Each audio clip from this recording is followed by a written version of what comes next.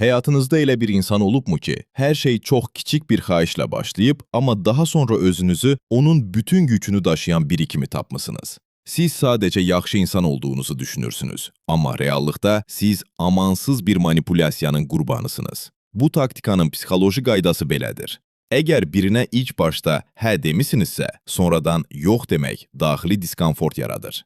Professional manipulyatorlar bu daxili zəifliyi çox yaxşı bilirlər. Onlar heç vaxt sizdən böyük bir şey istəyərək başlamırlar. Öncə imtina edə bilməyəcəyiniz, cəmi 5 dəqiqənizi alacaq qədər kiçik, zərərsiz bir kömək istəyirlər. Siz bundan bir şey olmaz deyib kömək edirsiniz və tələyə düşürsünüz. Manipulyator artıq sizin şuur qapınızdan içəri ayaq qoyub. Bir müddət sonra o bu kiçik addıma güvənərək sizdən daha böyük, daha çətin və normalda qəbul etməyəcəyiniz bir fədakarlıq tələb edir. Sizin beyniniz isə köhnə, yaxşı insan imicini qorumaq və kobud görünməmək üçün tamamilə iradəniz xaricində yenidən hə deyir. Onlar sizi pillə-pillə, kiçik addımlarla öz maraqlarının quluna çevirirlər. Siz ayılanda artıq çox gec olur. Bu manipulyasiyadan qorunmaq üçün ilk addımda sərhəd qoymağı öyrənin. Əgər bir insanın xahişləri zəncirvari şəkildə böyüyürsə, o zənciri ilk addımlarda kəsin.